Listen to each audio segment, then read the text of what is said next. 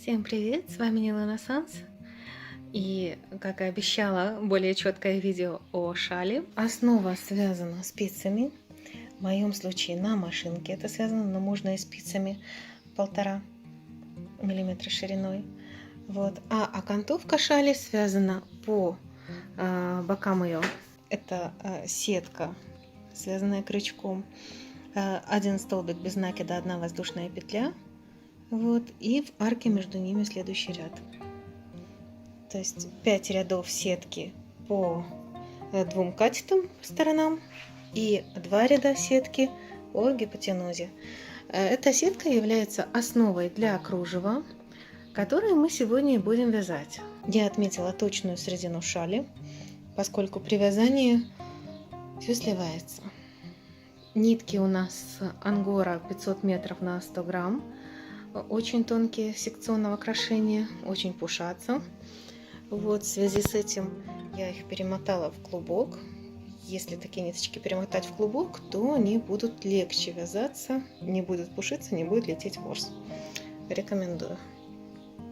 Я повторяю это в каждом стриме, но если кто не смотрел стримы, то вы ничего не потеряли, я все рассказала здесь.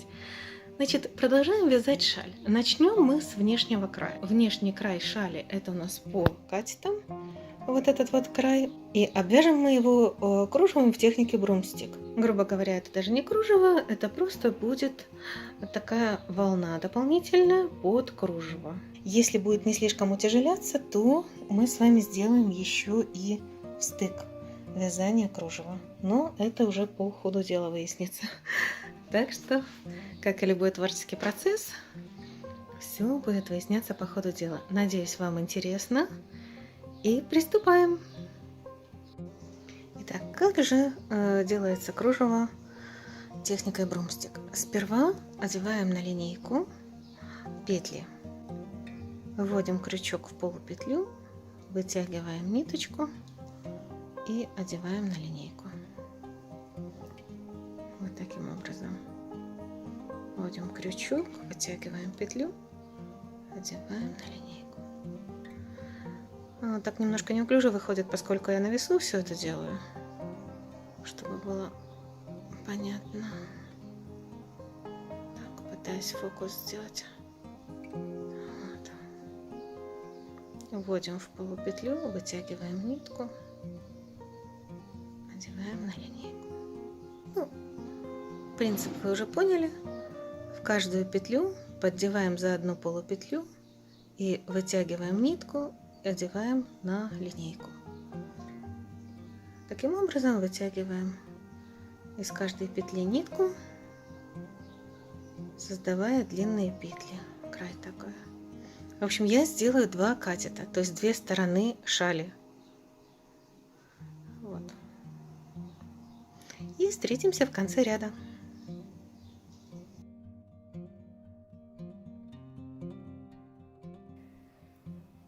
Набор петель для первого ряда кружева закончен. Это было кружево в технике брумстик. Мы его набирали на линейку, то есть вот наша сетка, которую мы вязали из столбиков с одним накидом и одной воздушной петли. И вот по краю наши петли, которые мы вытягивали на линейку. Вот я здесь еще немного оставила, вот на линейке. Как только мы снимем петли с линейки, они сразу начнут терять форму, особенно последние 2-3 петли. Вот, потому лучше их прямо на линейке провязывать. Остальное мы снимем с линейки, чтобы она не мешала. И как только будет провязаны 2-3 петли, сразу же можно будет вязать дальше спокойно. Сейчас закрепим крайние петли и тогда снимем их с линейки, чтобы нитка не деформировала, не потянулась, не деформировала петлю. Закрепляем мы все это столбиком с одним накидом. То есть поддеваем крайнюю петлю, надеваем рабочую нитку на крючок и протягиваем. И закрыли. Дальше развернем, поскольку вяжем мы справа налево. Правая рука рабочая. Если вы вяжете наоборот, хорошо, не разворачивайте. Итак, что-то с фокусом. Еще раз наведем хорошо. Первая петля уже провязана. Закрепим вторую петлю и третью. И тогда можно будет снимать с линейки уже все. Тогда можно будет быть уверенным, что не поплывет кружево. Вторая петля и вот третья. Сняли. Так, все, линейку можно извлекать. Сейчас я повытяну петлю. Извлекаем линеечку, аккуратно сдвигая кружево, чтобы не потянулись остальные петли, зацепившись друг за друга. Так, есть. И продолжаем таким образом. Чтобы волна не уменьшалась, через каждые 3 петли я буду делать одну воздушную петлю, чтобы ряд давать на расширение, чтобы волна сохранялась. Одна воздушная петля, только не такая вытянутая, конечно. И дальше все остальные петли, вот 3 столбика без накида, раз столбик без накида, следующая петля, второй столбик без накида и третий, и одна воздушная петля. Вот таким вот образом, чтобы не было ни слишком жидкое кружево, ни слишком уж, чтобы оно не присобиралось так же, как предыдущий ряд. Все-таки должно идти немножко на расширение и на закругление. Продолжаем до конца ряда. Это у нас изнаночная сторона. Тут гладь из изнаночных петель, сетка и уже отпаренное кружево наше. Хочется, конечно, все до мелочей показать, но так не получится. Вот край закругления наше, от этого края уже непосредственно пойдет обвязка. Вот, и сейчас покажу лицевую сторону. Итак, гладь лицевая.